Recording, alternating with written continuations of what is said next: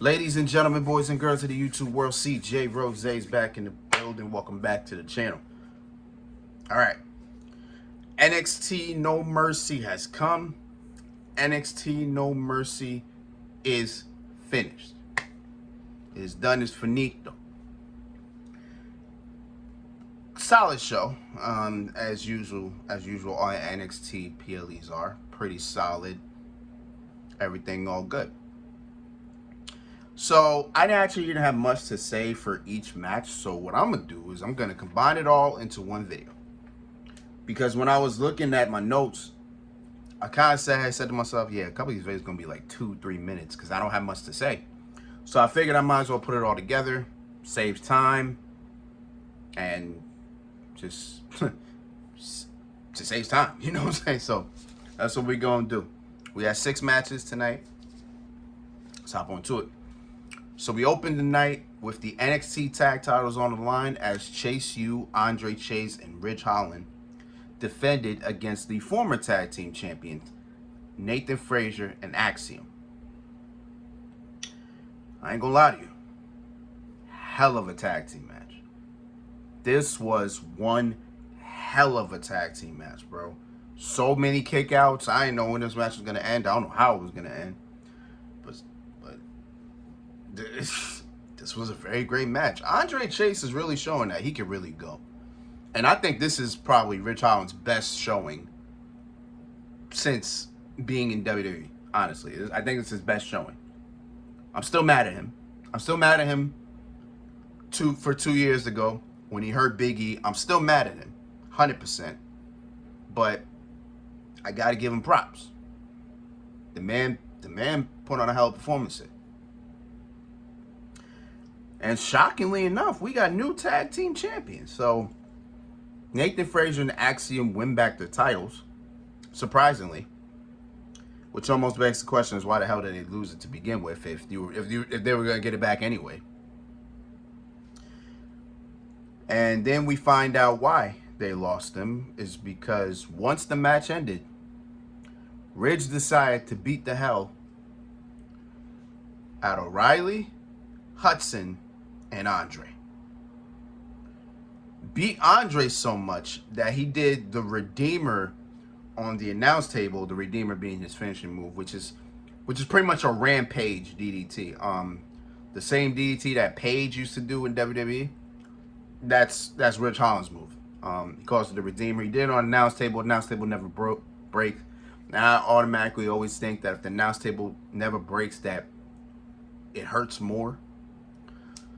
So he did that to him, and then Andre Chase had to be on a stretcher, wheeled out. You see Thea Hale crying, her eyes out. It sucks because she believed in Ridge so much. And he pretty much just turned their back. He just turned his back on them. But yet they're the same people that believed in him. So we'll see what the hell he has to say on NXT. But yeah, we got new tag team champions. Next match after that was Zachary Wentz versus Wes Lee. I'm sorry, the new X Division champion, Zachary Wentz. Wentz walked into this match with some momentum, maybe a lot of momentum, because this past Friday on TNA Emergence, he became the new TNA X Division champion by winning Ultimate X. So right then and there, he's walking in with a lot of momentum. And man, I did say that this match possibly could be match of the night. I think it probably still was. Can we say that? I'm looking through all these matches. I don't know. That tag team match was pretty damn good. I'm still perplexed on that. So that match was pretty damn good. But then Zachary Wentz and Wesley, that match was good too. It's like they're neck and neck. Like they're fighting for that match of the night spot, honestly. But man, this match right here, fast. Yo, it's like once they got on their feet, they just went. They just, like, no slowing down. That's how crazy this match was. The speed going. You know what I'm saying? It was crazy how this match was going. So we get pretty much to the end. So I believe the spot was supposed to be Zachary is on the announce table, then Wesley hits a stomp from the top onto Zachary Wentz, thus breaking the announce table, or if not, the announce table breaks or not. Wesley super kicked Zach. Super kicked him. I don't know if Zachary went on the table lightly or if he just overdid it. But he just kicked him. Zach went on the table. Table broke. The camera never panned to the malfunction, which I'm glad it didn't, because that would have looked crazy. So instead, you just saw Wesley just staring and just look confused at the same time. So then they improvised. So Wes got on the top rope and instead hit the stomp on the outside, on the mats on the outside, which probably hurts a lot more. So, I mean, hey, double the impact, you know what I'm saying? Get it, impact, because TNA, yeah, you get me. So then Wesley gets a chair and looked like he's about to swing that chair because Zach was laid up on the ring post like this. So his arm and shoulder were exposed. So if Wes has hit that chair, boom, his shoulder would have been done. So as he's about to swing it, chair gets taken away from him from behind. And it's the returning Trey Miguel. Well, the last time we saw Trey, Wesley took him out. So then Miguel was just talking to him. He's like, don't do that. What are you doing? And, you know, they just arguing. Wes doesn't even see Zach in the background. Zach comes from off the apron and boom, hits a Canadian Destroyer on the outside. Wesley landing on his head top. Zach gets Wes back in the ring and then hits the UFO cutter. And I was hyped to see it in person because I got that move on one of my creative characters in 2K. I was so hyped when I saw it. I was like, yes. I didn't even know he was the person that did it. I know I just saw that move in 2K and I added it to my creative player because I was like, this move is so fire. But I had no idea who did it. So now that I know Zachary Wentz does it, that's how he ended the match. 1, 2, 3. Zachary Wentz wins. Surprising. At this point, I'm 0-2. I was 0-2. I felt weird about it. So I was like, okay, if I'm 0-2 right now, that means it's going to be an interesting night. Luckily for me, after those 2 matches, I went 4-2 to end the night. Next match was the NXT Women's North American title on the line as Kalani Jordan defends against Wendy Choo. Wendy Choo's first PLE since coming back, and she showed out. She did it. I said this too. I said Wendy's gonna throw everything at Kalani. Gonna throw everything, but Kalani's gonna find the resiliency in herself to overcome and then win. And that's exactly what Kalani did. Wendy was hitting everything. Everything. She was flying. She was mat basing. She was throwing herself into Kalani. You know what I'm saying? Again, she was throwing everything at her. But Kalani overcame. She found the resilience that she needed. And then boom. Hits the split-legged moonsault. 1, 2, 3. Kalani retains. Cool. No surprise there. Solid match. Then, as the match ends, here comes Tatum Paxley from behind. Gives her a dragon sleeper type of submission hold. And just puts Wendy to sleep. So I guess we're going to start that now. Wendy Choo versus Tatum Paxley. Who knows? They actually might become a tag team, which is, hey, I'll take it. You know, make another tag team for the tag team champions to face. Hopefully, maybe. I don't know. Just a guess at this point. From the women's North American title to the men's North American championship, as Tony D'Angelo took on Oba Fleming. The Don versus the Ruler. Who's better? I don't know, because I think both of them are the same thing. You know what I'm saying? If you're the ruler of NXT, you're pretty much the head honcho. If you're the Don, you're pretty much the head honcho. In a way, it's kind of the same thing, just two different names. You know what I'm saying? It's what it is. So this was pretty much a Styles clash. You know what I'm saying? Shout out to AJ Styles. You know what I'm saying?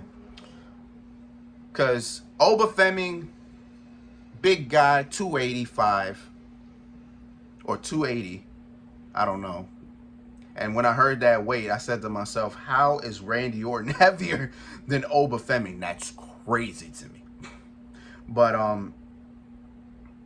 so Oba Femi's a big guy. You know he's gonna throw you around. He's gonna outpower you, right? Tony is more of a brawler and a mat-based guy.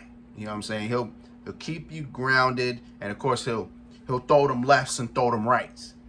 So a brawler always is the best style because it can literally match up with anybody mostly.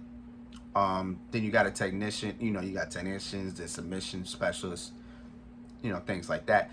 Those are usually the best styles to overcome a high flyer and a brawler and a power guy, or a big guy in this case, right? And I think, in my mind, Tony was probably the closest person to beat Oba. Like, he was, it was crazy.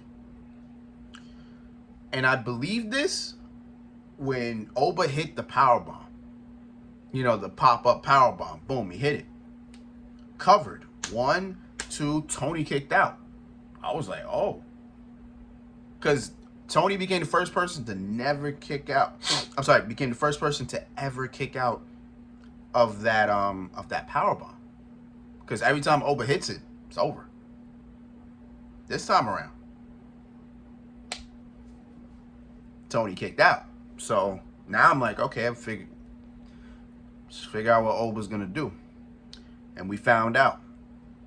Oba hits an elbow in the corner, hits another powerbomb, or hits one powerbomb, picks Tony up, then hits another powerbomb sit-down style. 1, 2, 3, and the ruler of NXT is still the ruler of NXT. He retains the North American Championship. Oba Femi continues to be the dominant guy. We're about to come up to a year. We're getting that much closer to when Oba won it. It's about to be a year soon. We're almost there. So just keep in mind, we about to get there. We about to get there real soon. Next matchup was the NXT Women's Championship as Roxanne Perez defends against Jada Parker. And I was saying this during the match and when she was making her entrance as well. Jada Parker has the confidence. She has the confidence. She feels she's the best. She feels she's that good. And she feels she's capable to win anything. And I think that confidence will take you pretty far. So that tells me, okay, well, she could be a champion in the future. Probably North American, because based on the 3 women that we got coming to NXT, I don't know. I don't know how much space there is for her, but we will see. So, Jada did her thing. Good performance. So the thing is, I didn't know this, but Jada walked into this match with hurt ribs.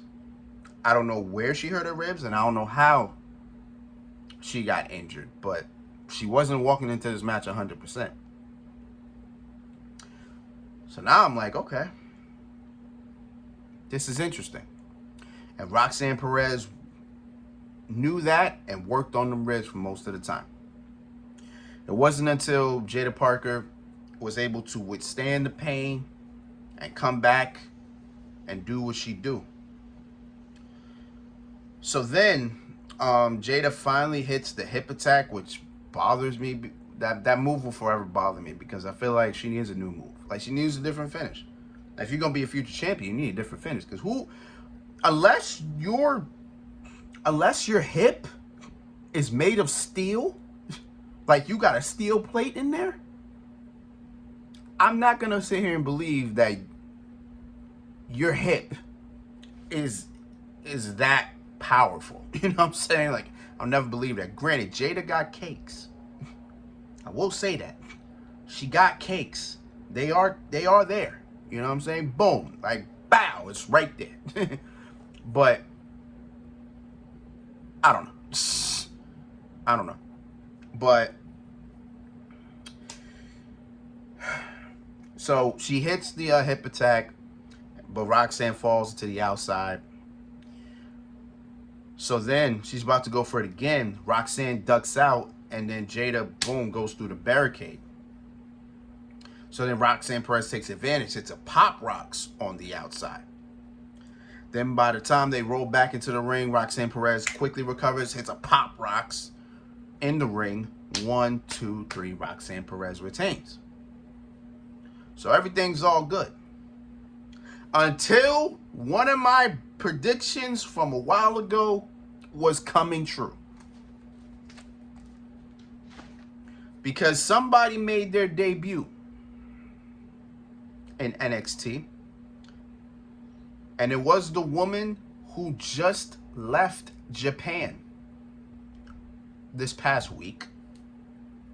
It was Julia. Julia's made her appearance in NXT. She eyed the NXT Women's Champion. And now let's also take into a grand understanding that Halloween Havoc is their next PLE. And I said in one of my prediction videos that Roxanne and Julia would get it on at Halloween Havoc. It looks like we're on that way. Let's go. I'm hyped to see it. Can't wait to see Julia. Never seen her wrestle. So I'm excited to see what she will provide against probably, if not the best woman in NXT. As we head to the main event of this card, which is the NXT Championship, as Ethan Page defends against Joe Hendry. I got to make sure he's not here because, say his name and he appears, Just hope he's not behind me, You know what I'm saying? Always got to make sure eyes everywhere. With special guest referee Trick Willie. I said Trick Daddy. Nope. Let's erase that. Let's say it again. With special guest referee Trick Willie. Trick Williams. There we go. Never call another man daddy. Nope. We don't do that over here. You know what I'm saying? We don't do that over here. We don't do that in life. You understand what I'm saying? So, this match was going against pretty regular. Nothing really going down. I'm sitting here waiting for Pete Dunne this whole time. I'm thinking Pete Dunne is going to come out of nowhere and just take Trick out. And then we don't have Trick Williams for the rest of the match. Nah, that never happened that way. We saw an Ego's Edge on the apron. We saw Joe Hendry hit an Ego's Edge in the ring. Almost won with that.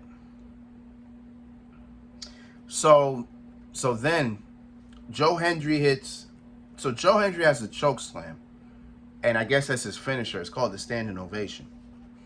So he hits the choke slam. He hooks Ethan Page's leg. 1, 2. Trick stops the count because Ethan's foot is under the bottom rope. Excuse me. So Hendry just gets up and he's trying to tell Trick, just count to 3, man. What are you doing? And Trick is like, I'm doing my job. His foot was on the bottom rope. His foot was under the bottom rope. Like, what do you want me to do? I'm just doing my job. So as they're talking, Ethan gets up, hits Hendry. Hendry bounces off Trick, and then Trick is down. So then, what is it? Ethan Page hits the standing ovation. And just as Trick Williams was knocked down, the ref immediately came out. It's like he knew. It's like he knew Trick Williams was going to get knocked down. So then, so he's running. 1, 2, Joe Hendry kicks out. Ethan Page gets the NXT Championship. He's about to hit Joe Hendry with it. Joe Hendry counters with a schoolboy 1-2 kick out.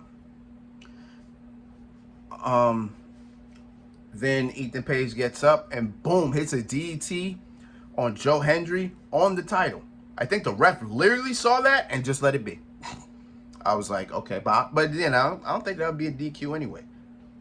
Because he did use it, but then he didn't use it. I don't know. So, what did I say? Ethan Page hit a DDT.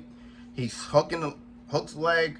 1, 2. Trick Williams gets in the ring, slides in, gets in front of the referee counting. The ref almost hit Trick's package. I kid you not. Because Trick Williams slid in front of the ref. The ref's hand was extended so far he almost hit Trick Williams' package. I was about to say, what are we doing here? It's bad enough Trick Williams don't wear a shirt. It's bad enough he doesn't wear a shirt. Now he's almost about to get his package violated. I don't get it. I don't get it. I don't understand. But Trick Williams slides in, stops the ref's count. The ref is like, what are you doing? Trick Williams is like, he don't deserve this. Do not count it. Ethan Page gets up, mad, of course. He's mad. He's arguing at Trick. Ethan Page is about to swing at Trick. Trick ducks, and then boom, he hits the other ref. So now the other ref is knocked out. Trick Williams' back is turned. Doesn't see what's about to happen. Joe Hendry hits about to hit stand ovation. Ethan Page, quick low blow with Trick Williams' back turned. And then Ethan Page hits the Ego's Edge. 1, 2, 3. Trick Williams counts. He didn't want to count, but at the end of it, Ethan Page retains the NXT Championship. And Trick Williams didn't want to say congratulations. He didn't want to raise his hand, but he was like, I'm doing my job. You know what I'm saying? Boom. Screw it. And I was looking for him because he did tell Trick he might not make it to Tuesday. And here he is, the Bruiserweight, Pete Dunne, attacking Trick Williams. And then we just end the show with Ethan Page looking at Pete Dunne and Pete Dunne looking at Ethan Page. Simple. But again, good show by NXT, pretty solid show. You know, it's the usual with NXT, you know how they do. As I said, their next PLE is Halloween Havoc in October. I don't know what time in October. I'm assuming maybe the week of Halloween or a week before that. But, you know, since it's Halloween Havoc, it will be during that time of Halloween. So we'll be ready for that, and you already know. But it is what it is. So until then, it's been Rose, man. Thank you for watching. Thank you for all the love, support, as always. I will be back here tomorrow because I got a video I got to make. And it's the final NBA 2K24 video I will be uploading. It is the Hall of Fame ceremony. Get ready for that one. So until next time, peace, love, 100. Yurt.